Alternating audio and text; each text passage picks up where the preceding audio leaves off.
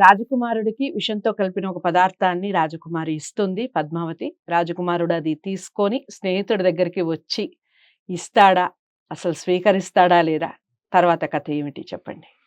ఆ రకంగా వజ్రమకుటుడు తన స్నేహితుడు మంత్రి కుమారుడైనటువంటి ప్రజ్ఞాసాధకుడి దగ్గరికి వచ్చి హ్మ్. ఆ పదార్థం ఇచ్చి, ఇది రాజకుమారి ప్రత్యేకంగా నీకు ఇమ్మని చెప్పింది, హ్మ్. నిన్ను మాత్రమే తినమని చెప్పింది అనగానే వాడు చాలా తెలివైనవాడు గదా! వాడికి వెంటనే అనుమానం వస్తుంది. హ్మ్. ప్రత్యేకంగా నాకు ఇవ్వడం ఏంటి? నన్ను మాత్రమే తినడం మని అనడం ఏమిటి?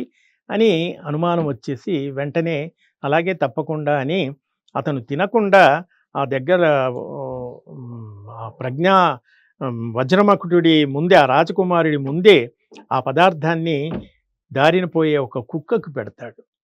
ఆ కుక్క తిని వెంటనే చనిపోతుంది. చనిపోతుంది. అప్పుడు చెప్తాడు, అందులో విషం కలిపింది. నిన్ను నా నుంచి దూరం చేస్తానని ఆ రాజకుమారికి ఒక అనుమానం ఉంది. కాబట్టి ఆ అమ్మాయి నిన్ను నిజంగా గాఢంగా ప్రేమిస్తుంది. కాబట్టి నిన్ను తన నుంచి ఎవరు దూరం చేయకూడదని ఈ విధమైనటువంటి పన్నాగం పన్నింది. అంటే అతను వెంటనే ఆగ్రహిస్తాడు.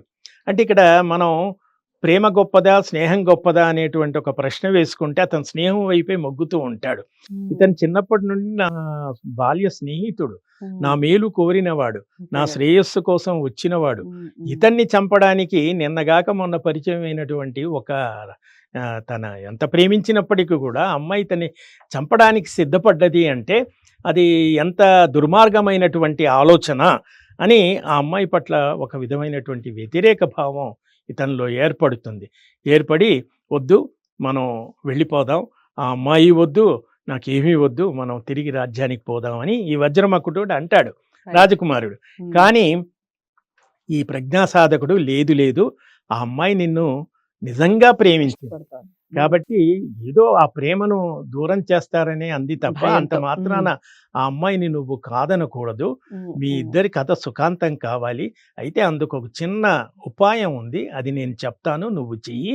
తిరిగి మళ్ళీ మామూలుగా నువ్వు ఆ అమ్మాయి అంతఃపురంలోకి రహస్యంగా వెళ్ళి కలుసుకొని ఆ అమ్మాయిని మత్తులోకి, ఏదో మత్తు పదార్థం ఇచ్చి మత్తులోకి నిద్రపుచ్చి ఆ అమ్మాయి పడుకున్నటువంటి సమయంలో ఆ అమ్మాయి మెడలో ఉన్నటువంటి ఒక హారాన్ని తీసుకొని, ఆ హారం తీసుకొని ఆ అమ్మాయి గుండెల పైన ఒక 3 ఘాట్లు వేసి గోళ్లతో రక్కినట్టుగా చేసి ఆ హారం తీసుకొని నువ్వు నా దగ్గరికి రా, తర్వాత కథంతా కూడా నేను నడిపిస్తాను అని అంటాడు. ఇదేమో అర్థం కాదు, మనకి కూడా అర్థం కాదు కథ ముందుకెళితే తప్ప. సరే అని ఇతను వెళతాడు, అతను చెప్పినట్టు చేయడమే ఇతని అలవాటు కాబట్టి వెళతాడు. ఆమెతో చాలా సంతోషంగా వాళ్ళు గడుపుతారు. ఆ రాత్రి పడుకునేటప్పుడు ఈ వజ్రమకుడు పత్తు పదార్థం ఇవ్వటం, ఆ అమ్మాయి తిని స్పృహ కోల్పోయి పడుకోవడం, ఆ అమ్మాయి మెడలో ఉన్న హారాన్ని తీసుకుని అతను చెప్పినట్టుగానే గోళ్లతో 3 ఘాట్లు గీసి గుండెల పైన తిరిగి ఈయన దగ్గరికి వస్తాడు. వీళ్ళిద్దరు ఏం చేస్తారు, ఆ ఊరిని వదిలేసి కొంచెం ఊరవతలు ఉన్నటువంటి ఒక శ్మశానంలో, ఇక్కడ మనకు కొంచెం అద్భుతమైనటువంటివి కనబడుతూ ఉంటాయి. ఒక శ్మశానంలోకి వచ్చి ఒక చెట్టు కింద ఈ మంత్రి కుమారుడు ఒక గురువులాగా, సన్యాసిలాగా వేషం వేసుకుంటాడు. ఈ రాజకుమారుడు ఆ గురువుకి శిష్యుల్లాగా ఒక సన్యాసిలాగా వేషం వేసుకుంటాడు. ఇలా వేషం వేసుకుని ఉన్నప్పుడు వీడు ఆ అమ్మాయి హారాన్ని దొంగిలించుకుని తెచ్చాడు కదా, ఇతను ఏం చెప్తాడు ఈ మంత్రి కుమారుడు, ఈ హారాన్ని నువ్వు నగరంలోకి తీసుకువెళ్ళి షరాబు అంటే ఒక షాప్స్ వ్యాపారి, బంగారం తీసుకునేటువంటి వాళ్ళ దగ్గరికి వెళ్ళి దీన్ని అమ్మేసి అని చెప్పి పంపిస్తాడు. అతను వెళతాడు, వెళ్ళి ఒక షరాబు దగ్గరికి వెళ్ళి దాన్ని అమ్మడానికి ప్రయత్నిస్తాడు. ఆ షరాబు వీడు చూస్తే మామూలు మనిషిలా ఉన్నాడు, రాజకుమారుడే కావచ్చు, వాళ్ళు మామూలుగా వేషాల్లో ఉన్నారు కాబట్టి వీడికి ఇంతగా హారం ఎక్కడి నుంచి వచ్చింది, ఈ హారం చూస్తేనేమో ఏదో చాలా అమూల్యమైనటువంటిది ఉంది అని అనుమానం వచ్చేసి వెంటనే వీడిని పట్టుకొని దర్బారులోకి తీసుకెళ్తారు. రాజు ముందు నిలబెడతారు. రాజు ముందు నిలబెట్టేటప్పటికి రాజు ఆ హారాన్ని చూసి, అయ్యో ఇది మా అమ్మాయిది కదా అని చెప్పేసి ఇప్పుడు అసలు రాజు ప్రవేశిస్తాడు. కథంతా కూడా మళ్ళీ టర్న్ అవుతుంది. ఆ రాజమందిరంలోకి తీసుకువెళ్ళి ఆ హారాన్ని చూపించేటప్పటికి రాజు, ఇది నీకెక్కడికి ఎలా వచ్చింది, ఇది మా అమ్మాయి అంతఃపురంలో ఉండే రాజకుమారిది కదా, ఇది నీ దగ్గరికి ఎలా వచ్చిందంటే, ఇదేమిటో నాకు తెలియదు రాజావారు, ఇది మా గురువు గారు ఇచ్చారు. మా గురువు గారు ఒక గొప్ప యోగి, అతను శ్మశానంలోనే ఉంటాడు, శ్మశానంలోనే తపస్సు చేసుకుంటూ ఉంటాడు, కాబట్టి అతన్ని వచ్చి అడగండి అంటాడు.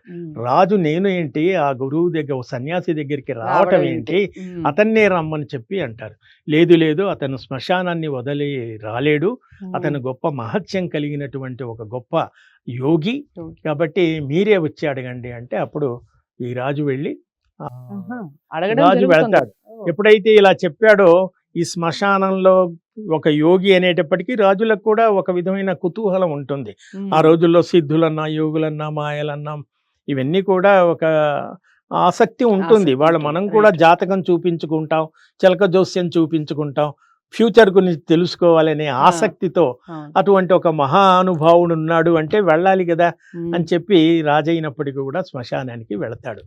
ఇది ఇలా వెళ్ళినప్పుడు వెళ్ళి అతన్ని అడుగుతాడు. అతను ఎవరు, నిజానికి మంత్రి కుమారుడు, ప్రజ్ఞాసాధకుడు. అతని దగ్గరికి వెళ్ళి మహానుభావ, ఈ హారం మీ శిష్యుడికి ఇచ్చారు, ఇతనేమో ఇలా తీసుకొచ్చాడు, ఏమిటిది, మీకు ఎలా వచ్చింది ఏమిటి అని అంటే అప్పుడు ఆ ప్రజ్ఞాసాధకుడు కల్పించి ఒక కథ చెప్తాడు. ఇంతటితో ఇది బేతాళు కథ అయిపోతుందండి, ఇది ఇంకా చివరిగా మనం. అయితే అతని కథ కల్పిస్తాడు అంటే, నేను శ్మశానంలో కొన్ని సంవత్సరాల పాటు ఇక్కడ ఉండి నేను తపస్సు చేసుకుంటూ ఉన్నాను. అయితే ప్రతిరోజు ఒక అర్ధరాత్రి ఒక అందమైనటువంటి ఒక యువతి, ఒక స్త్రీ, ఒక అమ్మాయి వచ్చి ఆ శ్మశానంలో శవాలు కాలుతూ ఉంటాయి కదా, ప్రతిరోజు ఒక అమ్మాయి వస్తుంది ఇక్కడ, ఒక కాలుతున్న ఒక శవాన్ని తీసి ఆ అమ్మాయి అందంగా వస్తుంది, ఇక్కడికి రాగానే భయంకరమైనటువంటి రాక్షసి రూపం దాలుస్తుంది. ఇది చెబుతుంటే కొంచెం మనకి పిల్లలకి భయంగా ఉంటుంది. ఆ అమ్మాయి కాలుతున్న శవాన్ని తీసుకుని ఆ అమ్మాయి శవాన్ని తిని మళ్ళీ మామూలుగా రూపంలో ధరించి వెళ్ళిపోతూ ఉంటుంది. ఇది నేను ప్రతినిత్యం ఇక్కడ నుండి చూస్తున్నాను. ఒకరోజు వెళ్ళి నేను ఆ అమ్మాయిని అడిగాను, అంటే వీళ్ళకంతా యోగులు కదా, వాళ్ళకి భయాలు వాళ్ళంటివి ఏమి ఉండవు కదా. నేను ఆ అమ్మాయి దగ్గరికి వెళ్ళి, ఏమిటిది నేను చూస్తున్నాను, రోజు ఇలా వస్తావు, ఒక మానవ రూపంలో వస్తావు, రాక్షసి అవుతావు, అదే శవం తింటావు, మళ్ళీ తిరిగి వెళ్ళిపోతావు, ఏమిటి అంటే అప్పుడు ఆ అమ్మాయి ఆమె ఏం చెప్పి ఇదంతా రాజుకు చెప్తున్నాడు ఇతను. ఏం చెప్తాడంటే, ఆ అమ్మాయి ఈ దేశం రాజు యొక్క కుమార్తె అట, ఆ అమ్మాయి పేరు పద్మావతి అట, ఆ అమ్మాయి శాపవశాత్తు పూర్వంలో ఆమె ఒక రాక్షసట, శాపవశాత్తు ఈ జన్మలో రాజకుమారిగా పుట్టిందట. అయితే ఆ పూర్వజన్మ వాసన ఫలితంగా ఆమెకు రాక్షస లక్షణాలు ఉండటం వల్ల శవాలు, రాక్షసులు అంటే శవాల్ని తినేటువంటివి కదా, కాబట్టి తను తినే ఆహారం ఆకలి తీరక ఇలా ప్రతిరోజు వచ్చి నేను ఇలా కాలుతున్న శవాల్ని నేను తింటూ నేను తృప్తి పడుతూ మళ్ళీ తిరిగి వెళ్ళి అలా చేస్తున్నాను, ఇది నాకు ఒక గొప్ప శాపము అని చెప్తుందట. అప్పుడు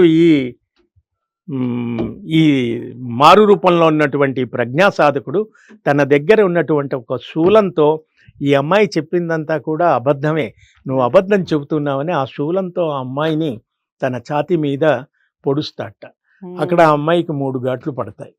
ఆ రకంగా ఆ అమ్మాయి భయపడి, క్షమించండి మహానుభావ, నన్ను వదిలిపెట్టండి, ఇది నేను చేస్తున్నటువంటి అపరాధమే అని చెప్పి తప్పొప్పుకొని ఆ అమ్మాయి వెళ్ళిపోయిందని చెప్పాడు. ఇదంతా ఒక కల్పిత కథలాగా చెప్తాడు. చెప్పేటప్పటికి రాజు, పద్మావతి అంటే మా అమ్మాయి రాక్షస, మా అమ్మాయి శవాలు తింటుందా, ఇదంతా ఏమిటి, చాలా వింతగా ఉంది అంటే, ఏమో మరి నేను చూసింది మీకు చెప్పాను. అయితే ఆ అమ్మాయి వెళుతూ వెళుతూ నాకు ఒక హారం ఇచ్చింది, ఈ విషయం ఎవరికి చెప్పకూడదు అని చెప్పి నాకు హారం ఇచ్చింది, ఆ హారమే ఇది అనేటప్పటికి ఇక్కడ మీకు సింక్రనైజ్ అయ్యింది కదా, ఇది రాజకుమారి హారం, ఆ రాజకుమారి తన కూతురు ఈ విధంగా శాపవశాత్తు వచ్చి ఇలా చేస్తుంది, ఇవన్నీ క్లారిటీ వచ్చేసింది రాజుకి. కాబట్టి అయితే ఇతను హారాలతో బంగారంతో వీళ్ళకి పనే ఉంటుంది యోగులకి, కాబట్టి ఇతను ఈ బంగారాన్ని నగరంలో వెళ్ళి ఒక షరాబు దగ్గర అమ్మి ఆ డబ్బు తీసుకొస్తే ఈ డబ్బుని 10 మందికి నేను పంచడానికి ఒక మంచి పని కోసం నేను అమ్మడానికి పంపానే తప్ప మాకెందుకు డబ్బులు ఇవన్నీ కూడా సర్వసంగ పరిత్యాగులం అని చెప్పి రాజుతో చెప్పేటప్పటికి ఆహా అలాగా అని చెప్పి ఆ రాజు వెళ్ళిపోతాడు. వెళ్ళిపోయిన తర్వాత అతనికి భయం పట్టుకుంటుంది. ఇది రాజ్యం అంతా కూడా పాకిపోతుంది. రాజకుమారి ప్రతిరోజు శవాల్ని తింటుందా అని అందరూ భయపడుతూ ఉంటారు. అప్పుడు రాజు చాలా భయపడిపోయి అసలు ఇది నిజమా కాదా అని అంటే రాజులైనా కూడా ఆ రోజుల్లో వెంటనే ఎంత కూతురైనా ఎవరైనా కూడా ఆడవాళ్ళు ఉన్నటువంటి అంతఃపురానికి తండ్రి అయినా ఎవరైనా అలా వెళ్ళకూడదు. ఆ అంతఃపురంలో ఉన్న రాజకుమార్తె దగ్గర ఉన్నటువంటి చెలికత్తెలు ఉంటారు కదా, ఒక చెలికత్తెను పిలిచి ఆ సన్యాసి చెప్పాడు ఆ అమ్మాయి ఛాతీ పైన 3 ఘాట్లు ఉంటాయట, అది నిజమైతే ఆయన చెప్పింది ఈ అమ్మాయి, కాదంటే కాదనుకోవాలి అని పంపిస్తాడు. ఆ అమ్మాయి వచ్చేటప్పటికి ఈ అమ్మాయి పైన 3 ఘాట్లు ఉంటాయి. ఇది మనకి ఎక్కడ కనెక్ట్ అవుతుంది? అక్కడ మనకి ఆ రోజు ఆమెకు మత్తు ఇచ్చి ఆరం దొంగిలి 3 ఘాట్లు వేశాడు. ఈ ప్లాన్ అంతా ఎవరు చెప్పారు? ఈ ప్రజ్ఞాసాధకుడు చెప్పారు. దీని ఈ విధంగా కథగా కల్పించి చెప్పేటప్పటికి ఆ అమ్మాయికి 3 ఘాట్లు ఉన్నవి నిజమే. అప్పుడు రాజు నిర్ధారించుకుంటాడు ఈ అమ్మాయి చాలా ప్రమాదం, మనకి ఎంత సొంత కూతురైనని చాలా నలిగిపోయి బాధపడుతూ మంత్రిని అడుగుతాడు. అక్కడ ఉన్నటువంటి మంత్రిని, రారాజు దగ్గర కూడా మంత్రులు ఉంటారు కదా, ఏం చెయ్యాలి ఇప్పుడు ఈ అమ్మాయిని అంటే, ఆ అమ్మాయిని తీసుకువెళ్ళి అడవిలో వదిలేసేయండి అంటాడు. చాలా నిర్దయగా క్రూరంగా చెప్తాడు. అనేటప్పటికీ అప్పుడు ఈ రాజు ఇంకా చేసేది లేదు, ప్రజలంతా కూడా మేము ఉండలేము, భయపడుతున్నాం, ఏ క్షణంలో వచ్చి మమ్మల్ని తినేస్తుందో అనేటువంటిగా అనవసరంగా అమాయకంగా ఉన్నటువంటి అమ్మాయిని తీసుకువెళ్ళి అడవిలో వదిలిపెట్టి వచ్చేస్తారు. ఇదంతా కూడా అడవిలో ఆ శ్మశానంలో వదిలి వెళ్ళటం, రాజా భటులు వెళ్ళిపోగానే ఆ అమ్మాయి విలపిస్తూ ఉంటే అక్కడ ఉన్నారుగా శ్మశానంలో ఇద్దరు, ఆ హీరోను ఆ స్నేహితుడు, ఆ వజ్రమకుటుడు, ఆ ప్రజ్ఞాసాధకుడు ఇద్దరు వెళ్ళి ఆ అమ్మాయిని జరిగిందంతా చెప్పి మిమ్మల్ని ఇద్దరిని కలపడానికి ఈ విధమైన వేశాను, ఆ అమ్మాయిని తిరిగి తీసుకుపోయి వాళ్ళ దైవపురానికి తీసుకువెళ్ళిపోతారు. అక్కడ అమ్మాయి ఇద్దరు పెళ్ళి అయిపోతుంది, హాయిగా ఉంటారు. ఇక్కడ ఏం జరుగుతుంది? ఈ రాజు సొంత కూతుర్ని అడవుల్లో వదిలేశాడు. ఎందుకు వదిలేశాడు? ఈ కట్టుకథ వల్ల వదిలేశాడు. కాబట్టి వాళ్ళు ఆ తల్లిదండ్రులు, ఆ రాజు భార్య బాగా బాధపడి చింతించి చివరికి శుష్కించి వాళ్ళు ప్రాణాలు కోల్పోతారు, చనిపోతారు. చనిపోవటం వల్ల ఇప్పుడు బేతాళుడు విక్రమార్కుణ్ణి ప్రశ్న వేస్తాడు. ఆ అమ్మాయిని అడవుల్లో దింపడం వల్ల ఇది అన్యాయమే కదా, అయితే ఈ అన్యాయం చేసింది ఎవరు? అటు రాజు దంపతులు చేశారా, ఇటు ప్రజ్ఞాసాధకుడు ఈ రాజకుమారుడు మంత్రి కుమారుడు చేశారా, ఆ తల్లిదండ్రులు వదిలేసేయమని చేశారా? దీంట్లో ఈ అన్యాయానికి కారకులు ఎవరో చెప్పు అని చెప్పి బేతాళుడు విక్రమార్కుని అడుగుతాడు. విక్రమార్కుడు భుజం మీద బేతాళం వేసుకొని వెళుతుంటే విక్రమార్కుడు నోరిప్పి చెప్పాలి కదా, చెప్పాలి, అది పాయింట్. విక్రమార్కుడు మౌనంగా తీసుకురావాలని వాడు చెప్పాడు. ఇప్పుడు ఇతనికి తెలుసు వెంటనే ఈ కథ, కానీ ఇక్కడ ఎవరు కల్ప్రిట్, ఎవరు దోషి, ఆ దోషిని చెప్పాలి అంటే విక్రమార్కుడికి తెలుసు, చెబితే వ్రతభంగం అవుతుంది. ఆ సన్యాసి ఆ విధంగా తీసుకురమ్మన్నాడు.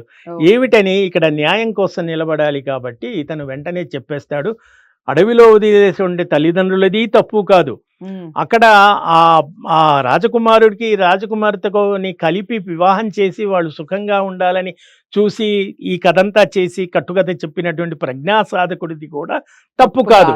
ఎవరిది తప్పు అంటే, ఆ రాజు ఎప్పుడైతే ఏం చేయాలని ఆ రాజు మంత్రిని అడిగాడో, ఆ రాజ్యంలో ఉన్న మంత్రి, ఆ రాజకుమారి రాజ్యంలోని మంత్రి ఏం చెప్పాడు? నిర్దాక్షిణ్యంగా తీసుకెళ్లి అడవుల్లో వదిలేయండి ఆ అమ్మాయిని అని చెప్పాడే. కాబట్టి ఇక్కడ దోషి ఎవరు, తప్పు ఎవరిది అంటే, శిక్ష పడవలసింది ఎవరికి అంటే ఆ మంత్రికి పడాలి, కాబట్టి ఆ మంత్రి దోషి అని చెప్పాడు. ఇది సరి అయినటువంటి న్యాయం అని చెప్పి, బేతాళుడు నువ్వు మౌనాన్ని వీడేచావు, సరి అయిన సమాధానం చెప్పావు, సంతోషించాను, కానీ మౌనాన్ని విడిచావు కాబట్టి నేను నీతో రాలేను అని తిరిగి వెళ్ళి మళ్ళీ ఆ చెట్టుకు వేలాడుతూ ఉంటాడు. ఈ రకంగా 32 కథలు మనకు. మళ్ళీ విక్రమార్కుడు ఏం చేస్తాడు? మళ్ళీ వెళ్ళి రెండవ ప్రయత్నంగా ఆ బేతాళుని తీసుకురావడానికి అలా ప్రయత్నిస్తాడు. ఎప్పుడు కథ కాగానే ఎళ్లి చెట్టు మీద కూర్చుంటూ ఉంటాడు బేతాళుడు. అది. ఇక బేతాళుడి కథల్లో మొదటి కథ అయిపోయింది. మొదటి కథని ఒక 3 పార్ట్‌లుగా చేసి కథని చెప్పడం జరిగింది. ముందు ఈ విషయాన్ని గమనించండి. కథ మొదటి పార్ట్, రెండో పార్ట్, మూడో పార్ట్ మొత్తం చూసిన తర్వాత కథ ఎలా అనిపించింది? ఇందులో నీతి ఏమిటి? మీకేమనిపించింది? ఈ విషయాలన్నీ కామెంట్ బాక్స్‌లో తెలియచేయండి. నాకేమనిపించింది అంటే ఇలాంటి కథలు పిల్లలకి చెప్పడం వల్ల నేనే కొంచెం భయంగా అనిపించింది. మరి అలాంటి భయాలు పోయి హాయిగా పిల్లలు కథలు వింటారు అనిపించింది. ప్రశ్నలు వేయటం నేర్చుకుంటారు ఖచ్చితంగా. కథలు వింటూ ఉంటే దీని వెనకాల రహస్యం ఏమిటి? ఎందుకు ఇలా చెప్పింది రాజకుమారి? ఇందులో చాలా ట్విస్ట్‌లున్నాయి. ఈ ట్విస్ట్‌లన్నిటికి కోడ్ ఏమిటి? దానికి సమాధానం ఏమిటి? పేరెంట్స్‌ని అడుగుతూ ఉంటారు. ఖచ్చితంగా దానికి ఆ విషయం మనం చెప్పడం జరుగుతుంది. భాష డెవలప్ అవుతుంది. మన సంపద, మన సంస్కృతికి సంబంధించిన విషయాలు మనం చెప్పిన వాళ్ళం అవుతాం. అందరికీ నచ్చే కథలు కాబట్టి తప్పకుండా ఇలాంటి కథల్ని ఎంకరేజ్ చేయండి. అందరికీ షేర్ చేయండి. లైక్ చేసి ఛానల్‌ని సబ్స్క్రైబ్ చేసుకోండి. మరో మంచి కథతో బేతాళుడు మళ్ళీ ఎలాంటి కథని చెప్పాడు? మళ్ళీ భుజం మీదకి ఎందుకు వచ్చాడు? మళ్ళీ భుజం మీదకి వస్తాడు బేతాళుడు. ఎలా వచ్చాడు? ఈ విషయాలు నెక్స్ట్ ఎపిసోడ్‌లో తెలుసుకుందాం.